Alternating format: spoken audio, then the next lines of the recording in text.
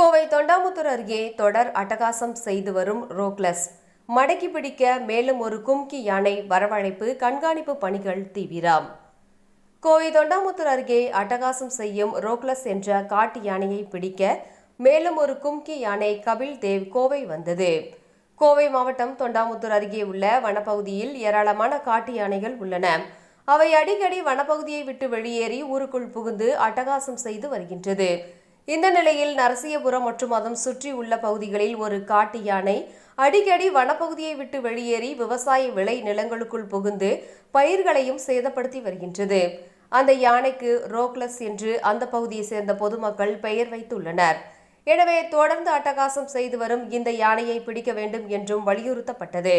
இது தொடர்பாக வனத்துறையினர் உயர் அதிகாரிகளுக்கு அறிக்கை அனுப்பினர். இதனால் அந்த யானையை மயக்க ஊசி செலுத்தி பிடிக்க அனுமதி அளிக்கப்பட்டது. இதையடுத்து ஆனைமணிகள் புலிகள் காப்பகத்திற்கு உட்பட்ட டாப் ஸ்லிப் யானைகள் முகாமில் இருந்து கும்கி யானைகளான நரசிம்மன், முத்து ஆகிய 2 யானைகள் கடந்த வாரம் கோவை வந்தது. பின்னர் அந்த யானைகள் கோவை அருகே உள்ள தாளியூர் அருகே வனப்பகுதியை ஒட்டியுள்ள ஒரு தோட்டத்தில் நிறுத்தி வைக்கப்பட்டுள்ளது. இந்த நிலையில் டாப் ஸ்லீப்பில் இருந்து மீண்டும் ஒரு கும்கி யானை லாரி மூலம் கோவை வந்தது. கபில் தேவ் என்ற பெயர் கொண்ட அந்த கும்கி யானை தாளியூரில் உள்ள விவசாய நிலத்தில் நிறுத்தி வைக்கப்பட்டுள்ளது.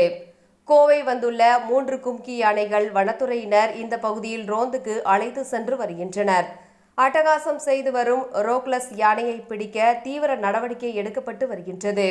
இது குறித்து வனத்துறையினர் கூறும்போது, விவசாய நிலங்களுக்குள் புகுந்து அட்டகாசம் செய்து பயிர்களை சேதப்படுத்தி வரும் ரோக்லஸ் யானையை பிடிக்க தீவிரமாக கண்காணித்து வருவதாகவும், அந்த யானையின் நடமாட்டத்தை கண்டறிந்து இந்த வார இறுதிக்குள் மயக்க ஊசி செலுத்தி பிடிப்பதற்கான பணிகள் நடப்பதாக தெரிவித்துள்ளார்.